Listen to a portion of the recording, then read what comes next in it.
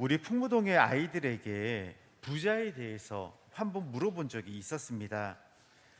얼마나 돈이 있어야 부자라고 생각을 하는지 아이들에게 물어보았는데 그 대답이 걸작이었습니다.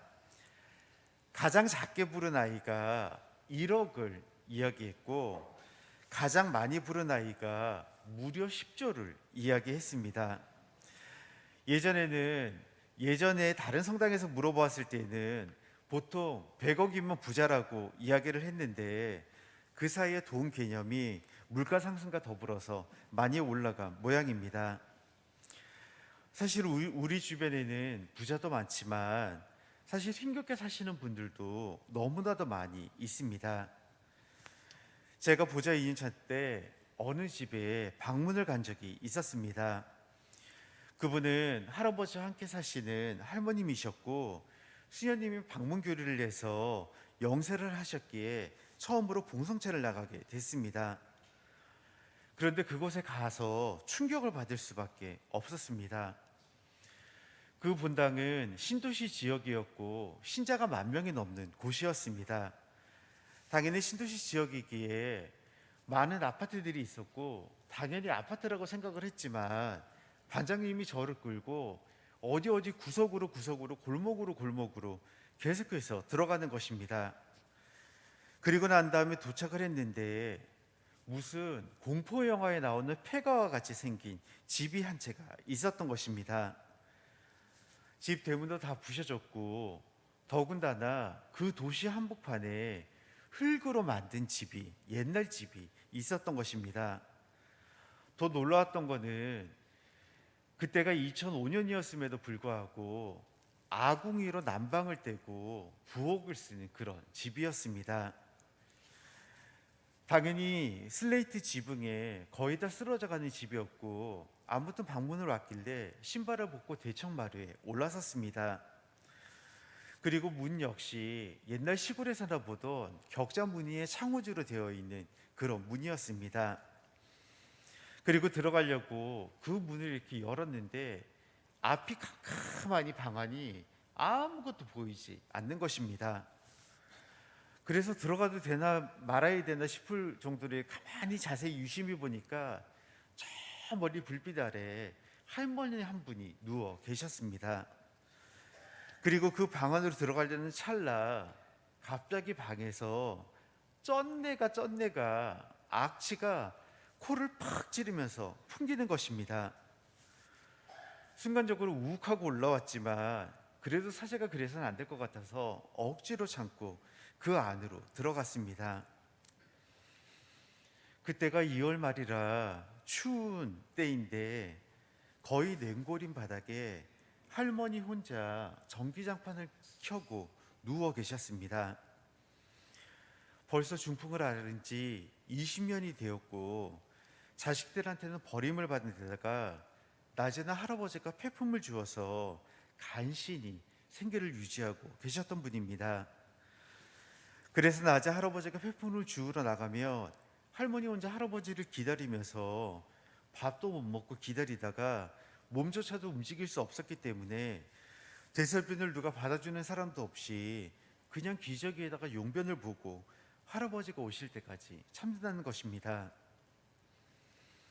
마음이 너무 아팠고 사실 같이 간 분들도 다들 말을 잇지 못하는 그런 분위기였습니다. 그래서 레조에서 돌아가면서 할머니를 보살피기로 했고 그리고 돌아왔던 기억이 납니다. 하지만 문제는 그 일주일 다음이었습니다. 단장님이 저를 찾아오셔서 하는 말이 할머니 집에 봉사를 가서 청소를 하고 이제 목욕도 시켜드리고 밥을 챙겨드리려고 보니까 아무리 온 집안을 뒤져도 먹을 게 아무것도 없다는 것입니다. 쌀이며 김치며 라면까지도 없어서 할머니한테 다그쳐서 물어보니 이미 집에 먹을 게 떨어져서 3일간을 굶고 있었다는 이야기를 들었다는 것입니다. 그래서 긴급히 성당에서 지원을 했던 생각이 납니다.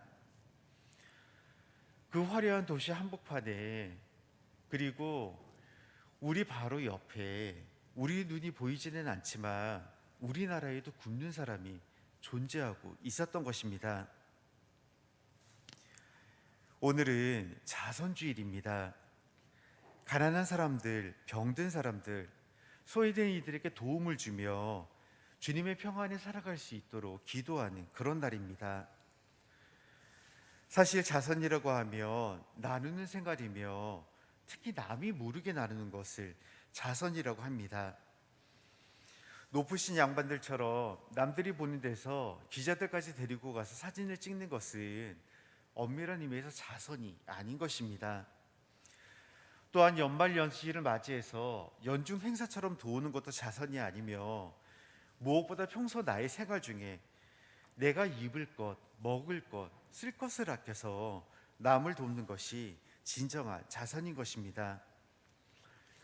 그래도 예전에는 연말 연시가 되면 연중 행사라도 남들을 도와야 된다라면서 모금이라도 했지만 이제 코로나가 되면서 그런 것조차 사라져서 너무나도 걱정인 것입니다.